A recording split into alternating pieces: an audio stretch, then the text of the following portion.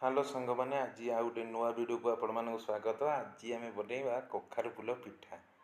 प्रथम कखारु फूल नहीं आसवा, तापर गोटे पात्र रे बेसन, कॉर्नफ्लावर, हलदी गुंड, लंका गुंड आउटे लुण पकई ताको भल भाव मिक्स करनवा से पाउडर को। तापर टिके पानी देकरी से पेस्ट को बनइबा। बहुत पानी दबा नहीं, नले पानिया हेले भल हम नहीं।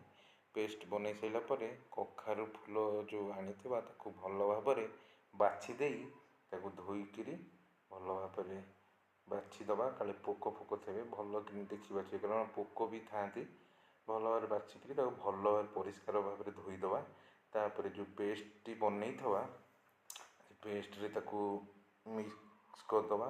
भल कि एपट सेपट पलटेक मिक्सटा जमी भल भाव पेस्टा बनई दी पटे जमी भल भाव लगे।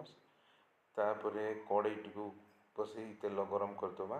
तापर गोटे गोटे पीस तादे पकईबा। गोटाई पट हो गला पलटी करदबा। आर पट देखा भल भाव टे कड़ा पाग कले भल खाइबा मुसमुस लगे। एबे आमर रेडी होगला कखारु फूल भजा। देखु केते बढ़िया देखा, खाइबा भी सेमती टेस्टी लगे।